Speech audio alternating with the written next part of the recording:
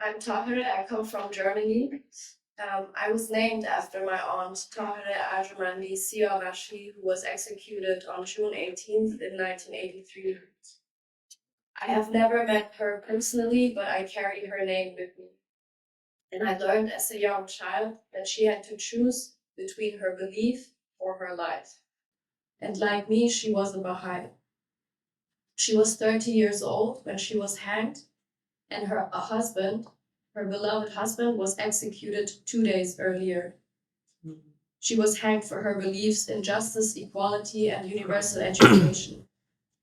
She herself was a nurse, and although financial wealth was not a priority to her, she had a rich life in helping others and in standing and being very active in the education of young boys and girls of her country. To my own father, she was a loving big sister and always there for her when he needed her. In 1982, the arrestment began. They first arrested her husband, Jamshid, and then a month later they arrested her.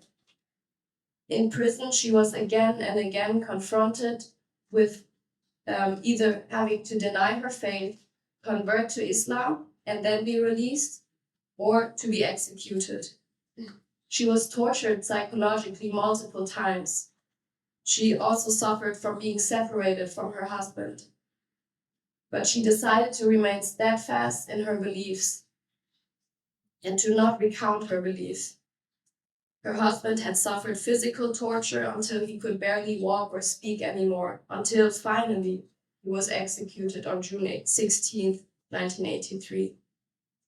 And my aunt was hanged 2 days later. My grandfather was the last one to visit her in prison, all the way from Tehran to Shiraz.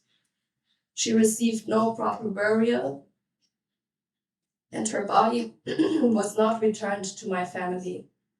My grandmother had to travel to Shiraz when she found out that she was executed, only to find out that her body was thrown into a pit alongside the 9 other Baha'i women.